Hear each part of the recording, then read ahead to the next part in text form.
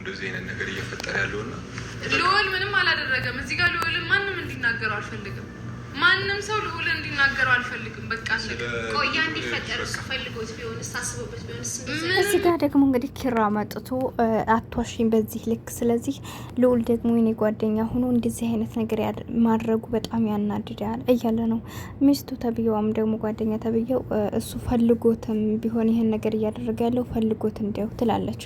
እኔ ከኪራ ይልቅ ነው የሚስቱን ሀሳብ ምናልባት አላሁ አለም ያኔ አላሁ አለም አላቅም ግን ቢሆንም ምናልባት አስቦም ሊሆን ይችላል፣ ላይሆንም ይችላል። ገብቷችኋል? እርግጠኛ መሆን አንችልም፣ ግን የሱ ሀሳብ ይሻላል።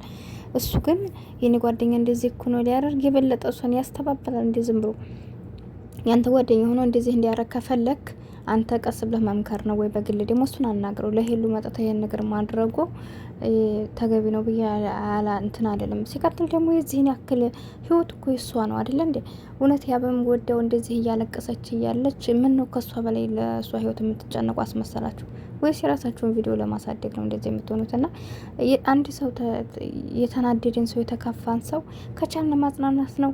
ካልቻልነ ደግሞ እንደ ጠባሳ ቃላቶችን እየተናገርን ሰዎችን ማቆሰል የለብንም። ይባስ ብለን እውነት ነው የምነግራችሁ። እሷ ያለችበት ቦታ ሁሉም ሰው እይታለውና የዚህ ልጅ ቪዲዮ ራሱ ገብታችሁ ብታዩት እስከዛሬ እሷን ያክል እሷ ያለይበትን ቪዲዮና ብቻቸውን የሚሰሩትን እዩት። ብቻቸው የሚሰሩት 6000 8000 ምናምን ትንሽ ነው። እሷ ጋር ግን በሴኮንድ ውስጥ ይኸው 30,000 ምናምን ገብተዋልና ስለዚህ እናንተ የራሳችሁን ጥቅም ብቻ ማይሆን ማራመድ ያለባችሁ ትክክለኛ እንደ ሰው ሆናችሁ መፍረድ ካለባችሁ ይሄ ህይወት የሷ ነው። ከሷ በላይ እናንተ ልታውቁ አትችሉም። በቃ አንዳንድ ጊዜ ያላደረግነውን ነገር ሰዎች ሲሉ ነበር ቅጥ ያናዳል። እኔም በራሴ አልወድም። በጣም ሰዎችን መጣላቸው በቃ አንቀር የምተፋቸው ምን አይነት ሰው መሰሏቸው እናንተ የሌላችሁበትን ነገር በቃ ግድድ ድርቅ ብለው ሰው በቆመ ያደርጋል ነው እንዴ? እንዴ የሰው ልጅ እኮ አልጋ ውስጥ እንኳን ራሱ አንድ ክላስ ገብተው እንኳን አንድ ፍራሽ ውስጥ ገብተው ምንድን ነው የሚባለው ክርና መርፌ እስካላገናኛችሁ ድረስ አድርገዋል ማለት አትችሉም። ወላሂ ነው የምላችሁ። በዚህ ያክል እንኳን እንደዚህ በቃ የሰው ልጅ አብሮ ተኝቶ እኮ ራሱ ምንም ላይ ያደርገ ይችላል። እንኳን ይቅርና አደባባይ ላይ ቆሞ እንዴት ነው የምታስቡት እናንተ? ይሄ ነገር እኮ አዲስ አይደለም። በጣም አካበዳችሁ የሆናት። እሱ ይቅር ማለት የሚፈልግ እኮ ይቅር ይላል። እሱ ልቅና አልጋ ቤት ተገኝቶ የለ እንዴ? ስለዚህ አልጋ ቤት ስለተገኘ ምንም አላደረጉ ብለን አይደል እንዴ ይቅርታው እንድትቀበል ያደረግ ነው። ሄሉ የእውነት ከሱ በላይ እንትን ብላለች። እሱ ይቅር ማድረግ ካልፈለገ ደግሞ ካላስ ምንም ማድረግ አይቻልም።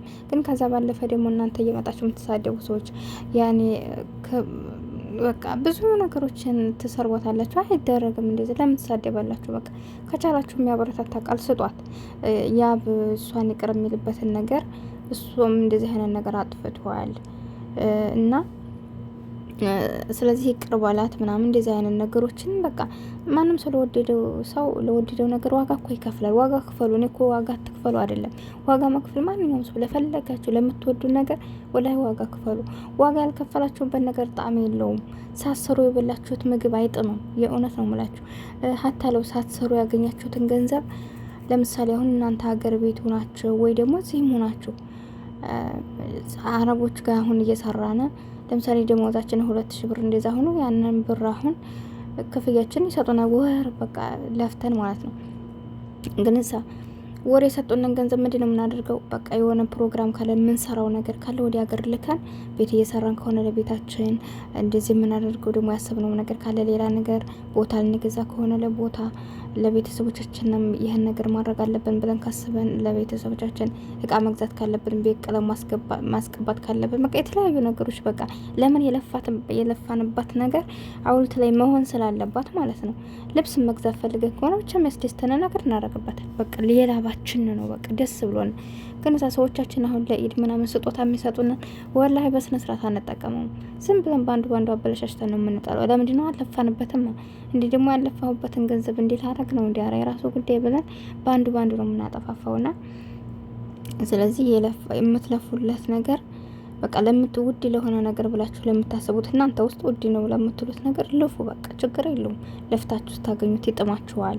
ለዛ ሰው እንትን ይኖራችኋል። ለፍታችሁ ያገኛችሁት ነገር ውድ በቃ የሆነ እንዲያወርቅባችሁ እንዲያጠፋባችሁ ከእናንተ እንዲያርቅባችሁ እንትን ትላላችሁ። ዛሬ ግን አሰላሙ አለይኩም ለባላላሁ አለም። ለማንኛውም ካላልኳችሁ አሰላሙ አለይኩም ወራህመቱላሂ ወበረካቱ እና ማለት ነው። ቻናሌን ላይክ ሰብ ያደርጋችሁ የራሳችሁን ሀሳብ አስተያየት አስቀምጡ። እኔ በነገራችን ላይ አንዳንዴ ስሜት ስሜታዊ የምናገራቸው ነገሮች ምን መሰላቸው? አንዳንድ ጊዜ በራሳችን ነገር ላይ ማንንም ሰው በሰው ለመፍረድ በዛ ቦታ ማለፍ መቻል አለብን። በዛ ቦታ ውስጥ ማለፍ የማንችል ሰዎች ኮመንት ላይ መጻፍ በቃ ሰዎች ሞራን ቢያንስ እንኳ ቢሰማን ለኛ እኛ እንኳ እዛ ቦታ ውስጥ ሆነን የምናደርገው አይነት ሰዎች ብንሆን ለሰው ላይ ሞራል እና ለሰው ደግሞ እኛን መሆን ስለማይችሉ በቃ ብንታገስ ብዬ ነው የማስበውና ስለዚህ እኔ እንጃ ብቻ ስረዳቸው ማለት እሷን ለማበረታታት በቃ የሆነ እንትን ጠንካራ ሆኖ ይሄ ችግር የለውም የምንሰጣቸው አመለካከቶች አሁን ጠንካራ ሆኔ እንደዚህ አይነት ነገሮች በቃ ለምንድን ነው ጥንካሬና የምትሳደቡን ነገር አንድ አይደለም። ጠንክሪ ማለት ምንም አይደለም። ምክንያቱም ካለችበት ለምሳሌ እያለቀሰ ይቆር ማልቀስ ምንም አይደለም። በቃ ባለቀሰም የሚመለስ ነገር የለም። ደግሞ አንድ ያልቀሳችሁለት በቃ የእናንተ ለቅሶ የሚገባው ሰው አለሳ የእናንተ ለቅሶ ለማይገባው ሰው ግን ማልቀስ አያስፈልግም። ግን ደግሞ እናንተ ዋጋ መክፈል ያለባችሁን አልቀሳችሁን ብቻ ሳይሆን ኖርማሊ መክፈል ያለባችሁን መተው የሌለባችሁን ነገር ጥግ ድረስ ተጓዙ። ካልተሳካ እንድትሳካላችሁ ደግሞ ማልቀስ ሳይሆን ዱዓ ማድረግ ነው። ለምትፈልጉት ነገር ያንን ነገር በቃ እንዲለያችሁ ካልፈልጋችሁ አላህን ለመኑት በቃ። ስለዚህ ለእናንተ ጠቃሚ ከሆነ ወደ እናንተ ያቀርብላችኋል። ከሚጎዳችሁም ከሆነ እናንተን አበርትቷችሁ ከዚህ ያንን ሰው አንቀራችሁ እንድትተፉት ያደርግላችሁና ሌላ ሰው እንድትወዱ ከሱ የተሻለ ሰው ያደርጋችኋል። ያ ማለት እንግዲህ አላህ የሚጠቅመንን ብዙ ጊዜ እኛ ከተመኘነው ይልቅ አላህ የሚጠቅመውን ነገር ይሰጠናል። እሱም በሰጠና ቁጥር ደግሞ እኛን ያበረታናል። ያንን ነገር እንድንረሳው ያደርገናል። ገባችሁ? ስለዚህ መፍትሄ በማልቀስ ሳይሆን መፍትሄ ካላህ ዱዓ በማድረግ ጸሎት በማድረግ ነውና ጸሎት አድርጉ። ለምትፈልጉት ነገር ዋጋ ክፈሉ፣ ችግር የለውም። ስለዚህ አሁን ሄሉን ዋጋ ትክፈይ አይደለም ዋጋ ትክፈል፣ ችግር የለውም በቃ። ምክንያቱም እሱ አይታችሁታል አይደል ያደረገውን ነገር። ባለፈው ያንን ጥፋት አጠፋሁ ብሎ አይደል እሷንም አንዴ ሁለቴ ተንበርክኮ ለምኗታል። እናቷን አዲስ አበባ መጥቶ ካለችበት አማት ያስፈራል ታውቃላችሁ። በማንኛችንም አማቱን ሄዶ ተንበርክኮ ባክሽ ብሎ ነው እንድታስታርቀው አረገ። እምቢ ያለች በዛ ሰዓት ሀዛም ቢብትለው እንትን 40 ምንጭ ድረስ በግ ተሸክሞ ሄዶ